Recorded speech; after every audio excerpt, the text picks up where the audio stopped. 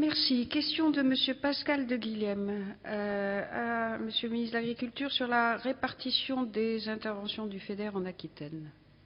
Monsieur de Guilhem. Merci Madame la Présidente. Ce n'était pas forcément à Monsieur le ministre de l'Agriculture, c'était plutôt à Monsieur le ministre de l'Intérieur, de l'Outre-mer et des collectivités.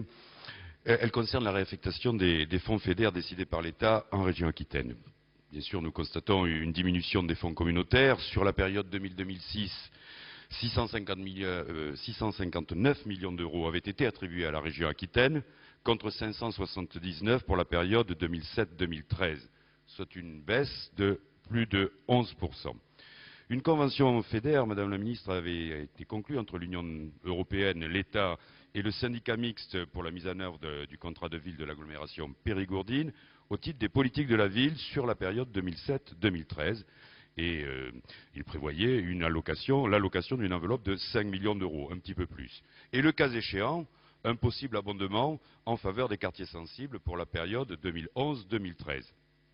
Mais très récemment, Monsieur le préfet de région a informé les élus aquitains et donc les représentants du syndicat de l'agglomération périgourdine que l'enveloppe FEDER serait affectée d'une ponction à hauteur de 12 millions d'euros pour financer la construction du seul et unique projet de centre culturel et touristique du vin à Bordeaux, contre lequel nous n'avons rien, mais ce projet ne rentre dans aucun des axes FEDER, ni dans aucune des procédures. Cette décision constitue à notre sens un véritable détournement de fonds au profit de la métropole régionale bordelaise.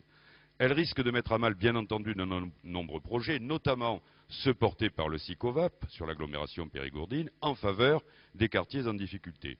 Donc je dénonce avec mes collègues, bien entendu, le manque de concertation et la démarche partenariale dans la mise en œuvre des politiques européennes régionales, ce qui a d'ailleurs fait l'objet de motions communes dans l'ensemble des départements d'Aquitaine à l'encontre de l'autorité de gestion, à savoir Monsieur le préfet de région. Je dénonce aussi cette réaffectation qui va à l'encontre des objectifs de cohésion sociale et de développement équitable de nos territoires. Enfin, nous déplorons que les fonds structurels attribués dans le cadre des dotations régionales puissent se servir de variables d'ajustement devant, il faut bien le dire, une certaine forme de désengagement de l'État.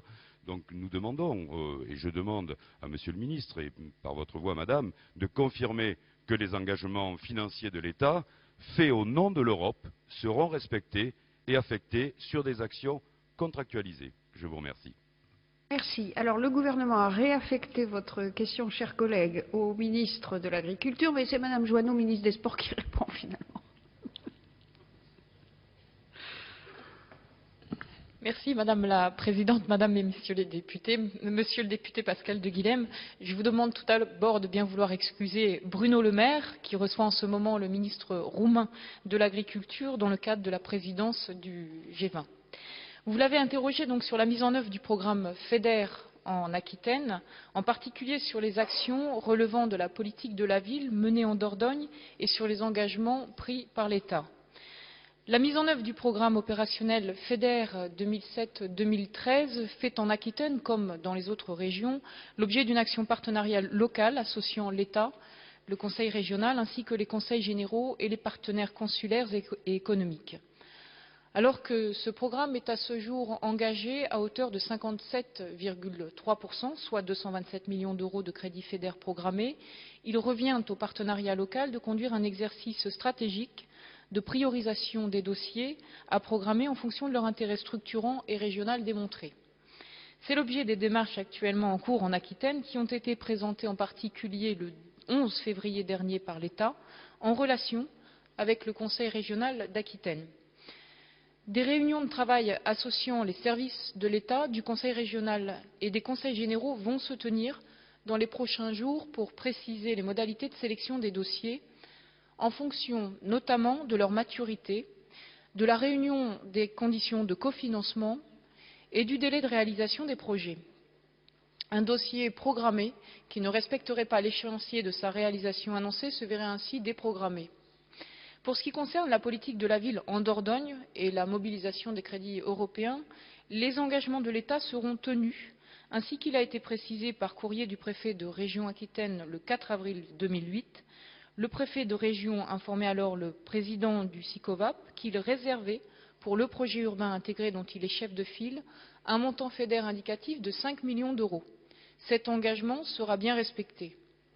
Le courrier évoquait également la possibilité, je cite, d'envisager ultérieurement un redéploiement de crédits au profit des projets urbains. Il ne s'agissait pas d'un engagement, mais d'une éventualité.